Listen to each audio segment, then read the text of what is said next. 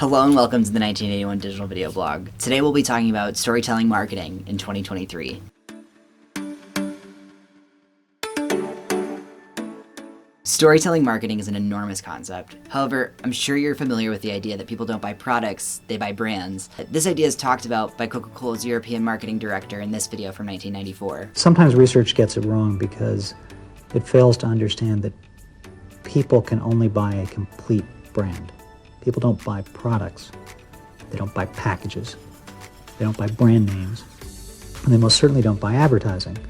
They buy the sum total of all those things. This phrase gets used in lots of different ways. Some people will say people don't buy products, they buy better versions of themselves, or they buy the solutions to their problems, or some people don't buy products, they buy promises, or the stories you tell. I like to think about the brands I enjoy shopping with regularly and why. For instance, I've shopped with Sweetwater in Fort Wayne, Indiana for about 7 years now. If you're unaware, Sweetwater is one of the largest musical instrument and equipment sellers in the entire music industry. Sweetwater has always made the buying process incredibly smooth and has been helpful along the way. I had been shopping around for a new guitar pedal, and after talking with the sales rep a few days earlier online, I got a call out of the blue from that sales rep at Sweetwater. He was calling to check in and see if I was still interested in buying that pedal, boilerplate sales stuff. And after spending 20 minutes on the phone and talking about music and guitar equipment, I ordered that pedal and went on with my day. But one singular day later, I had that pedal at my front door, which is perks of living one state away.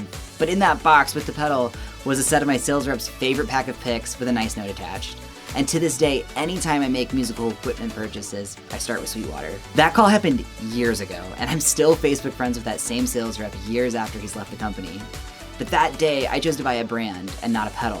Now, I was probably going to buy that pedal one way or another, but that initial interaction and that attention to detail added a level of trust and comfortability with that brand that made me want to buy it from them. Up until this point, I wasn't really loyal to anybody for my musical equipment purchasing decisions. But ever since then, I have been, and I choose Sweetwater almost every time I have to make a big purchase. But by now, I'm sure you're wondering, I thought this was about storytelling marketing in 2023. We're getting a big story about Sweetwater. But the reason is that despite choosing a brand that day, I was still told a story first that got my foot in the door. Sweetwater is known for this upper echelon level of customer service and getting a bag of candy in every purchase.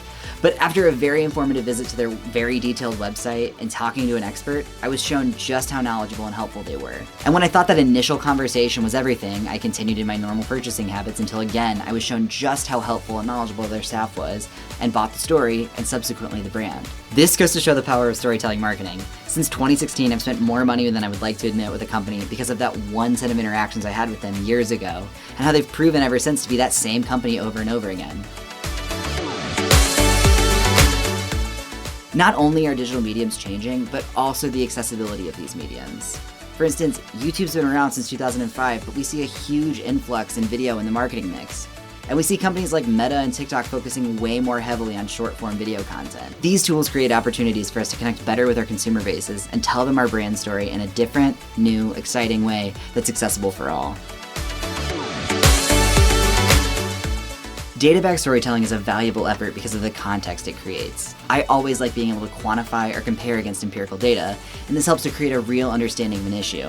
If your brand's mission is to improve the state of the ocean and help eliminate garbage being dumped there, it's far more powerful to quantify that. If you were to say to your audience, there are loads of plastic and waste floating through the ocean right now, it just lacks a sense of authority.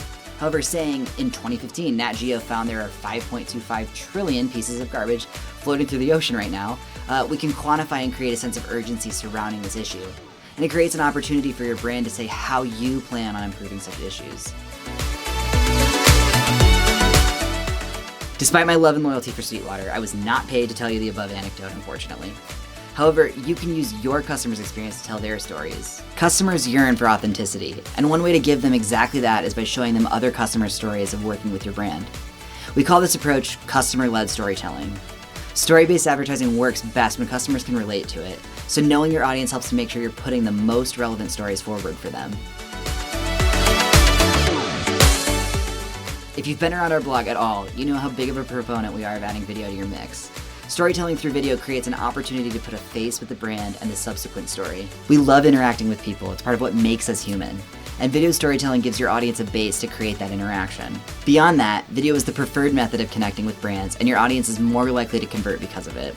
Use this to highlight positive experiences and create a connection with this demographic.